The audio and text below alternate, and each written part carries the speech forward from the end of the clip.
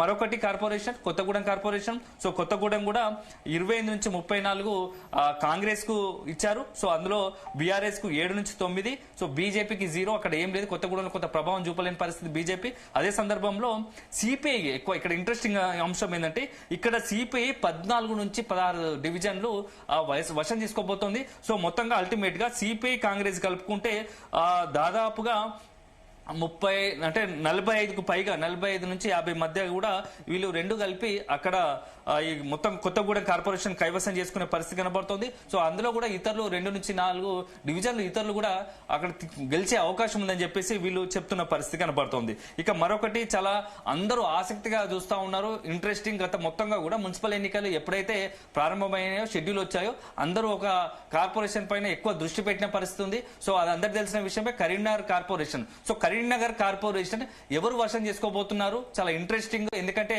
అక్కడ చాలా ఉద్దండులు ఉన్నారు.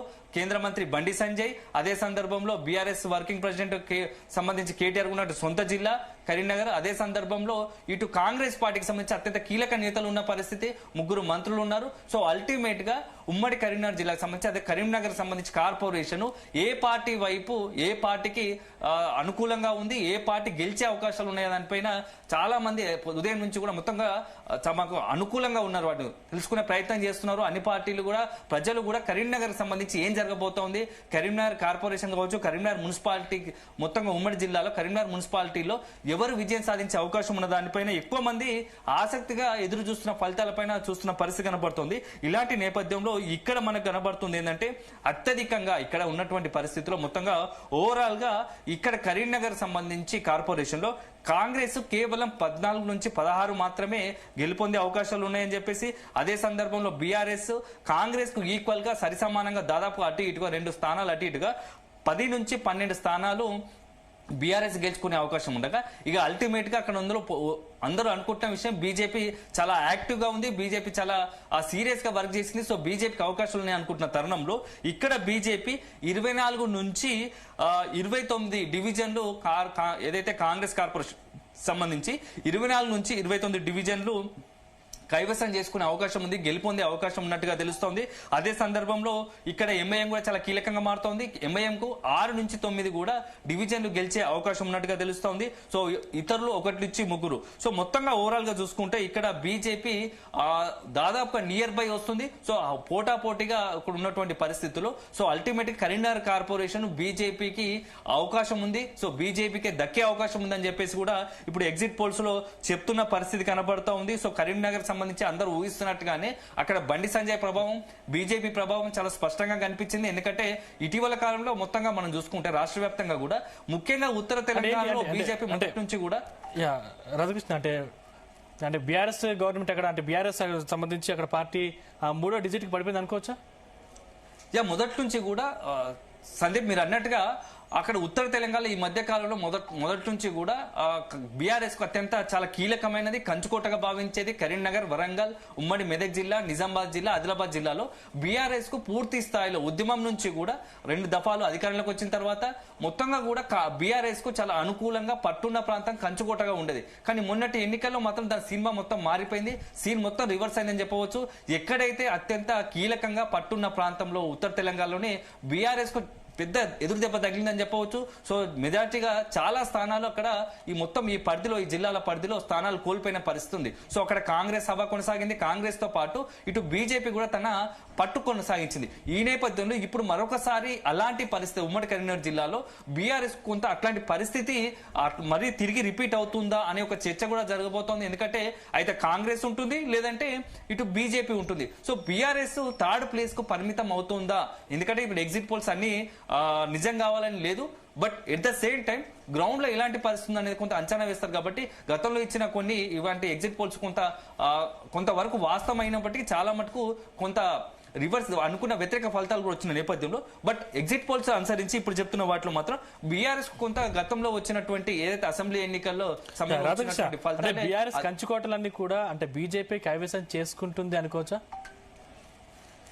మొత్తం మీరు చెప్తున్నట్టు ఇప్పుడు ఉమ్మడి సంబంధించి కరీంనగర్, నిజామాబాద్, ఆదిలాబాద్ జిల్లాలో కొంత కరీంనగర్ లాంటి ఉమ్మడి జిల్లాల్లో బీఆర్ఎస్ పట్టున్న ప్రాంతాల్లో అక్కడ బీజేపీ కొంత తన ప్రభావాన్ని చాటుకుంటుంది, ప్రభావాన్ని చూపుతుంది అనేది కొంత అర్థమవుతోంది. సో మొన్న అసెంబ్లీ కావచ్చు, అదే సందర్భంలో ఎంపీ లోక్సభ ఎన్నికల్లో అది కూడా స్పష్టమైంది. ఇప్పుడు మరొకసారి ఈ మున్సిపల్ ఎన్నికల్లో కూడా అదే అట్లాంటి పరిస్థితే కొంత మనకు కనబడుతోంది. ఎగ్జిట్ పోల్స్ లో వచ్చే ఫలితాలు కావచ్చు, సో మొత్తం మన గ్రౌండ్ నుంచి మన రిపోర్టర్స్ అందించే ఫీడ్బ్యాక్ అని చూసుకుంటే కూడా కొంత బీజేపీ గతంతో పోలిస్తే ఓటు బ్యాంకును పెంచుకోవడం చాలా క్రియాశీలంగా మారింది. ప్రజలకు ఒక బీజేపీ ఆల్టర్నేట్ గా మారిందా అనే ఒక చర్చ కూడా కనబడుతోంది. బీఆర్ఎస్ కు కాంగ్రెస్ కు ఆల్టర్నేట్ గా బీజేపీ ఉత్తర తెలంగాణలో భవిష్యత్తులో మరింత కొంత బలంగా మారే అవకాశాలు ఉన్నాయని కూడా ఒక చర్చ ఉంది. సో దానికి అనుగుణంగానే ఇప్పుడు వీళ్ళు ఎగ్జిట్ పోల్స్ లో ఇస్తున్న ఫలితాలు కూడా అలాగనే కనబడుతున్నాయి. సో మొత్తంగా చూసుకుంటే కరీంనగర్ సంబంధించి కార్పొరేషన్ లో సో అందరూ ఊహిస్తున్నట్టుగానే బీజేపీ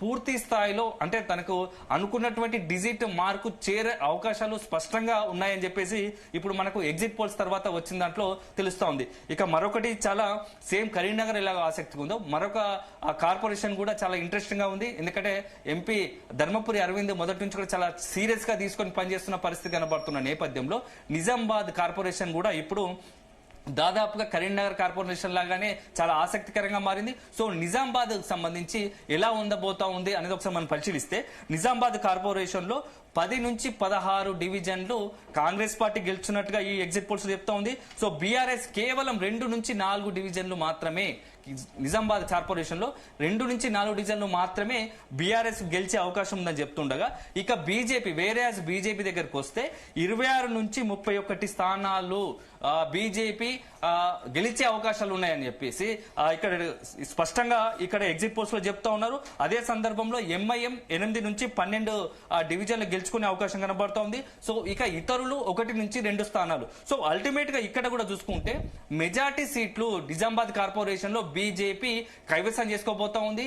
బీజేపీకే అక్కడ అవకాశం ఉంది. అవసరాన్ని బట్టి కొంతమంది ఏదైతే స్వతంత్రులు కావచ్చు లేకుంటే బీఆర్ఎస్ సంబంధించి కొంతమంది సహకరిస్తే ఖచ్చితంగా కూడా నిజామాబాద్ కార్పొరేషన్ బీజేపీ గెలుచుకునే అవకాశం స్పష్టంగా కనబడుతోంది. సో రకంగా చూసుకుంటే ఇది బీఆర్ఎస్ కి ఎదురుదెబ్బ కావడంతో పాటు అదే సందర్భంలో కాంగ్రెస్ పార్టీకి సంబంధించి ఎందుకంటే పిసిసి అధ్యక్షుడిగా ఉన్నటువంటి మహేష్ కుమార్ గౌడ్ సొంత జిల్లా.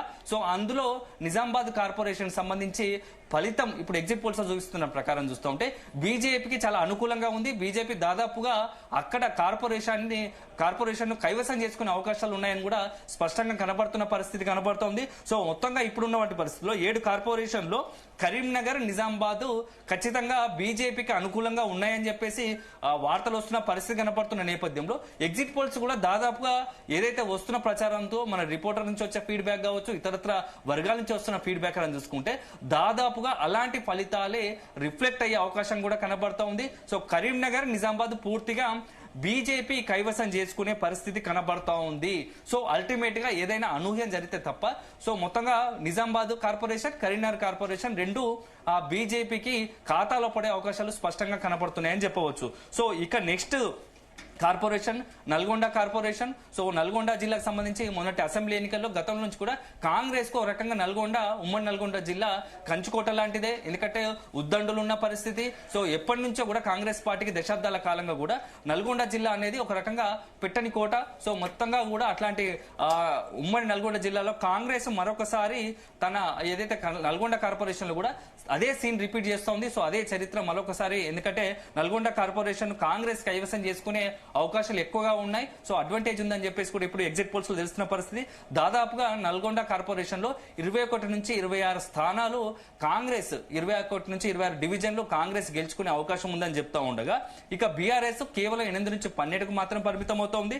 ఇక బీజేపీకి వచ్చి 6 నుంచి 10 స్థానాలు బీజేపీ కైవసం చేసుకుని కనబడుతోంది. అక్కడ ఎంఐఎం కూడా అవకాశం ఉంది. ఎంఐఎం కూడా 2 నుంచి 4 స్థానాలు గెలుస్తుందని చెప్పేసి ఇప్పుడు ఎగ్జిట్ పోల్స్ లో చెప్తున్న పరిస్థితి కనబడుతోంది. ఇక ఇతరులు 1 నుంచి 2 స్థానాలు గెలిచే అవకాశం ఉన్నట్టు తెలుస్తోంది. సో అల్టిమేట్ గా నల్గొండ కార్పొరేషన్ కాంగ్రెస్ కి అడ్వాంటేజ్ గా ఉంది. ఎందుకంటే సీనియర్ మంత్రులు ఉన్నారు. ఉత్తమ్ కుమార్ రెడ్డి, కొమటిరెడ్డి వెంకటరెడ్డి లాంటి మంత్రులు ఉన్నారు నేపథ్యంలో చాలా సీనియర్ మంత్రులు అందరూ కూడా నేపథ్యంలో సో ఖచ్చితంగా అక్కడ నల్గొండ జిల్లాకు సంబంధించి కాంగ్రెస్ సంబంధించి కొంత అనుకూలంగా ఫలితం వచ్చే అవకాశం ఉంది. నల్గొండ కార్పొరేషన్ కాంగ్రెస్ కైవసం చేసుకునే పరిస్థితి కనబడుతుందని చెప్పేసి ఇప్పుడు ఎగ్జిట్ పోల్స్ లో చెప్తున్న పరిస్థితి కనబడుతుంది. ఇక నెక్స్ట్ వచ్చేసి అల్టిమేట్ గా ఇప్పుడు 7 కార్పొరేషన్ల పరిస్థితి ఇలా ఉంది. ఒక రకంగా మొత్తం ఇప్పుడు ఇచ్చిన పరిస్థితి రాధాకృష్ణ ఎగ్జిట్ పోల్స్ ఇట్లా ఎలా ఎగ్జాక్ట్ పోల్స్ కాదు కాబట్టి అంటే మీరు చెప్పేదానికే వస్తున్నాను సందీప్. ఇక అల్టిమేట్ గా చాలా ఆసక్తి మహబూబ్ నగర్ సంబంధించి కూడా ఉంది ఇంకో corporation. So Mahabubnagar corporation లో కూడా దాదాపుగా కాంగ్రెస్ పార్టీకి సంబంధించి 26 నుంచి 30 డివిజన్లు వచ్చే అవకాశం ఉన్నట్టు తెలుస్తోంది. సో బీఆర్ఎస్ ఇక్కడ చాలా పోటాపోటీగా, అంటే ఆ మహబూబ్ నగర్ కార్పొరేషన్ కొంత ఆసక్తికర కాంగ్రెస్ బీఆర్ఎస్ మధ్య పోటాపోటీగా యుద్ధం నడిచినట్టుగా తెలుస్తోంది. సో కాంగ్రెస్ కు 26 నుంచి 30 వస్తే బీఆర్ఎస్ కు 18 నుంచి 24 వరకు వస్తాయని చెప్తున్నాం. సో ఇక్కడ కూడా ఫలితం మీద అనూహ్యంగా మారే అవకాశం కనబడుతోంది. అందులోనూ బీజేపీ కూడా 6 నుంచి 8 స్థానాలు వస్తాయని చెప్పేసి ఎగ్జిట్ పోల్స్ చెప్తున్న పరిస్థితి ఉంది. సో అందులో ఎంఐఎం కూడా 2 నుంచి 4 స్థానాలు వస్తాయని చెప్పిన పరిస్థితి నేపథ్యంలో మహబూబ్ నగర్ కార్పొరేషన్ కూడా కొంత ఆసక్తికరంగా కాంగ్రెస్ కు ఎక్కువ డివిజన్లు వచ్చినప్పటికీ సో కొంత ఎటువైపు ఫలితం ఉండబోతోంది. ఎందుకంటే ఇటు బీఆర్ఎస్ బీజేపీ ఇతరులు కలిసి ఏమన్నా అక్కడ మహబూబ్ నగర్ కార్పొరేషన్ కొంత వర్కౌట్ చేస్తే కనుక బీఆర్ఎస్ వశం చేసుకునే అవకాశాలు కూడా లేకపోలేదని కూడా చర్చ జరుగుతోంది. సో అల్టిమేట్ గా ఎగ్జిట్ పోల్స్ లో వస్తున్న ఫలితాలే కాబట్టి ఫలితం ఎల్లుండి 13వ తేదీన తేలే అవకాశం ఉంది. 13వ తేదీన మొత్తంగా కూడా ఈ ఫలితాలు వస్తాయి. ఆ తర్వాతనే అల్టిమేట్ గా ఎవరి గెలుపు ఏందనేది తెలుస్తోంది. సో ఎగ్జిట్ పోల్స్ లో వచ్చిన ఫలితాలను మనం ఇక్కడ మనం రిప్రజెంట్ చేస్తా ఉన్నాము. సో ఇక్కడ ఒకసారిగా ఈ కార్పొరేషన్ వైజ్ కూడా మనము ఓట్ల పర్సెంటేజ్ చూసుకుంటే నిజామాబాద్ కార్పొరేషన్ చూస్తే ఇక్కడ కాంగ్రెస్ పార్టీకి 28.5% కాంగ్రెస్ పార్టీకి. రాధాకృష్ణ కరీంనగర్ బీజేపీ కైవసం చేసుకునే అవకాశం ఉందా, లేకపోతే ఎంఐఎం బీఆర్ఎస్ బీజేపీ కలిసి కైవసం చేసుకునే అవకాశం ఉందా? సందీప్, ఇది చాలా మనం ఇప్పుడే ముందే చెప్పాల్సిన, ఎందుకంటే అక్కడ స్థానికంగా పరిస్థితులకు అనుగుణంగా, ఎందుకంటే మ్యాజిక్ ఫిగర్ కనుక బీజేపీకి అనుకున్నట్టు ఛాన్సెస్ దాదాపుగా 90% 100% ఛాన్సెస్ ఉన్నాయి అంటున్నారు. ఏదైనా అనూహ్య పరిస్థితుల్లో గనుక రాజకీయంగా కొంత ఏదైనా ఒక సంచలనం జరిగితే అప్పుడు కాంగ్రెస్ బీఆర్ఎస్ లేకుంటే ఇతరత్ర కాంగ్రెస్ బీఆర్ఎస్ తో పాటు ఎంఐఎం కలిపి అక్కడ కరీంనగర్ కార్పొరేషన్ కైవసం చేసుకునే అవకాశం ఉంటుంది. సో అది చాలా రేరెస్ట్ అని చెప్పవచ్చు. సో ఆ పరిస్థితులు రాజకీయంగా ఎప్పుడు ఎట్లాంటి పరిస్థితులు ఎట్లయినా దారి తీయొచ్చు. కానీ ఇప్పుడున్న పరిస్థితుల్లో ఎగ్జిట్ పోల్స్ లో మాత్రం మొత్తంగా కూడా బీజేపీకి ఎక్కువ అవకాశాలు ఉన్నాయి కార్పొరేషన్ కు అనేది మాత్రం ఇక్కడ స్పష్టంగా తెలుస్తోంది. సో ఒకవేళ మీరు అన్నట్టు కనుక అదే జరిగితే ఒక అనూహ్యం అవుతుంది, ఒక సంచలనంగా మారుతుంది. ఎందుకంటే 3 పార్టీలు, అందులోనూ కాంగ్రెస్ బీఆర్ఎస్ ఎందుకంటే రాష్ట్రంలో బద్ద శత్రులుగా ఉన్నాయి, తెల్లారులేసి ఒకరిపై ఒకరు తీవ్ర ఆరోపణలు విమర్శలు చేసుకుంటున్నారు. సో ఈ నేపథ్యంలో మరి కాంగ్రెస్ బీఆర్ఎస్ తో జత కడుతుందా, బీఆర్ఎస్ కాంగ్రెస్ తో జత కడుతుందా? ఎందుకంటే కాంగ్రెస్ ఎంఐఎం కొంత సఖ్యతగా ఉన్నప్పటికీ బీఆర్ఎస్ కాంగ్రెస్ తో జత కట్టే అవకాశాలు ఎంత మేరకు ఉంటాయి అనేది కూడా మనం ఆలోచించాల్సిందా. ఎందుకంటే కాంగ్రెస్ ఎంఐఎం కొంత సఖ్యతగా ఉన్నప్పటికీ బీఆర్ఎస్ కాంగ్రెస్ తో జత కట్టే అవకాశాలు ఎంత మేరకు ఉంటాయి అనేది కూడా మనం ఆలోచించాల్సిన అంశం. సో అల్టిమేట్ గా ఇప్పుడున్న పరిస్థితుల్లో అది అంత ఆషామాషి అంత ఈజీ వ్యవహారం కాదు. సో ఒక రకంగా పై స్థాయిలో కరీంనగర్ లో అట్లాంటి పరిస్థితి జరిగితే కాంగ్రెస్ తో కనుక బీఆర్ఎస్ జత కడితే అది అల్టిమేట్ గా బీఆర్ఎస్ కూడా కొంత రాజకీయంగా నష్టం, బీజేపీ రాజకీయంగా కూడా అన్ని కార్పొరేషన్ అడ్వాంటేజ్ గా మార్చుకొని ఈ 2 పార్టీల పైన ఎదురుదాడి దిగే అవకాశం ఉంటుంది. రాధాకృష్ణ అంటే అన్ని కార్పొరేషన్ పరిస్థితుల్లో బీఆర్ఎస్ ఓటమి చవి చూస్తున్న పరిస్థితి కనిపిస్తుంది. మరి మున్సిపాలిటీకి వచ్చేసరికి ఆ బీఆర్ఎస్ పరిస్థితి ఎలా ఉండబోతుంది?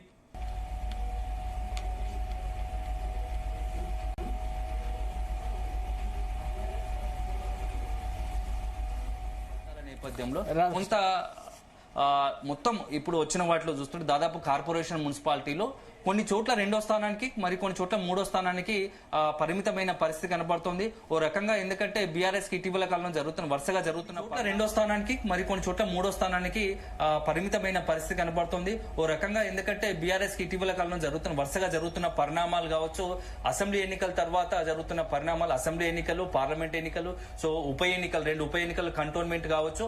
అదే సందర్భంలో మొన్న రీసెంట్ గా జరిగినటువంటి జూబ్లీహిల్స్ ఉప ఎన్నిక, ఆ తర్వాత స్థానికంగా సర్పంచ్ ఎన్నికలు జరిగాయి డిసెంబర్ లో గత ఏడాది. సో ఆ తర్వాత ఇప్పుడు మున్సిపల్ ఎన్నికలు జరుగుతున్నాయి. ఈ ఎన్నికల్లో కనుక నిజంగానే అంటే ఓవరాల్ గా ఇప్పుడు జరిగిన 116 మున్సిపాలిటీలు 7 కార్పొరేషన్లో కనుక ఏదైతే ఆశించిన మేర మున్సిపాలిటీలు కావచ్చు కార్పొరేషన్లు కనుక కొంత అడ్వాంటేజ్ తీసుకోకపోతే ఆ స్థాయిలో డివిజన్లు కావచ్చు మున్సిపాలిటీ వార్డులు రాకపోతే పార్టీలో కొంత చర్చ జరిగే అవకాశం ఉంటుంది. ఎందుకంటే వరుసగా ఇట్లాంటి ఒక వైపేమో కేసులు ఎదుర్కొంటున్నారు వరుసగా ఒకరిపై, ఎందుకంటే కీలక నేతలు ఫోన్ ట్యాపింగ్ అని చెప్పి కాళేశ్వరం అని చెప్పి వరుసగా బీఆర్ఎస్ సంబంధించి అత్యంత కీలక నేతలు